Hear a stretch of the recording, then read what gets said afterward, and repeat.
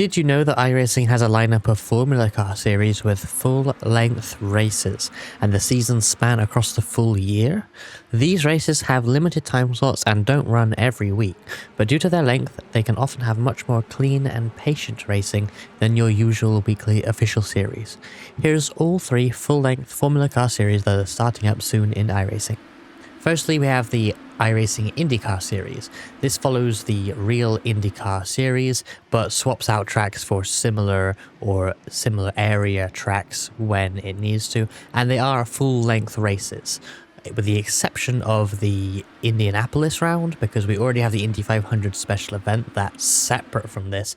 As a result, the Indianapolis Motor Speedway race is only 125 laps instead of 200. Other than that, it's full-length races. Obviously, a bit of liberties have been taken with the replacement tracks, like we have Sebring for round 1, Auto Club for round 2. Those are not the right tracks, but they should be around the similar length to the real races. These races are usually, I think, between an hour and a half, 2 hours for IndyCar. Obviously, multiple pit stops, really interesting races, being both on road and oval. You get to test yourself in 2 disciplines in this series, with long races throughout the year and quite a varied calendar as well. We even have a big oval that isn't Indy with the form of Auto Club instead of the Thermal Club racetrack, so that is quite good compared to the real schedule in real life. The IndyCar has multiple tyre compounds, so you must use the red and black tyre compounds in this race. Both compounds at least once in all the races in this series. This series only has 4 time slots on the weeks that it runs. All 4 are open setup time slots, one on Thursday, Friday, Saturday and Sunday. Next up, we have the iRacing Grand Prix Tour. Now this uses the Mercedes W13 and follows the Formula 1 schedule, so 24 races over the course of the year, really long calendar, and matches up with Formula 1 when it can, with obviously some exceptions. They start the year at Phillip Island circuit because we don't have the Melbourne circuit in the game, and Monaco is Long Beach, which I find rather cool every year. So a few changes here and there, but we have a lot of F1 tracks now, so it's rather accurate. The Mercedes W13 may have this image of being an unpopular car, and if you ever looked at the Formula A series, I don't blame you for thinking that, but the Grand Prix Tour is where it really shines. This is what the car was built for: full-length Grand Prix racing with multiple pit stops. The car really comes alive in this format with having to manage the tires, etc. So definitely give it a shot, and it is popular enough.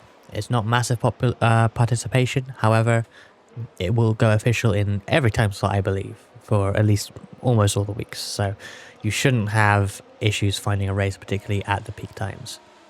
The Mercedes W13 has 3 tyre compounds, hard, medium and soft, and in any of these races you must use at least 2 of the compounds during the race.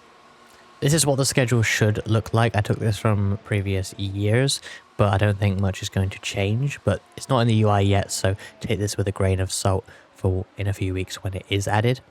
As you can see, there are fixed and open setup races for this, which is good if you don't want to worry about the open setups too much. And they alternate what day they're on, with 4 time slots each day.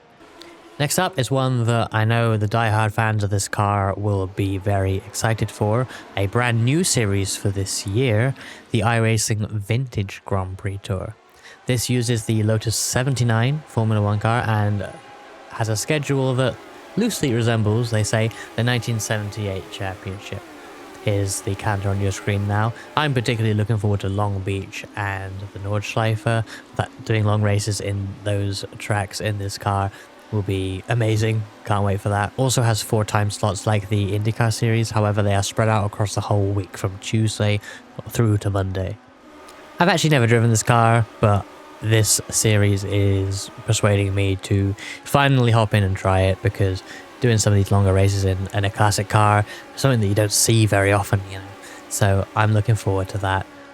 This car got an update in the last build in iRacing as well, and I hear that it is very, very nice to drive. I mean, people loved it before anyway, but I hear the update has been really good to it. The tires are meant to be really good, so I'm looking forward to trying that, and what a great series to be able to try that out in.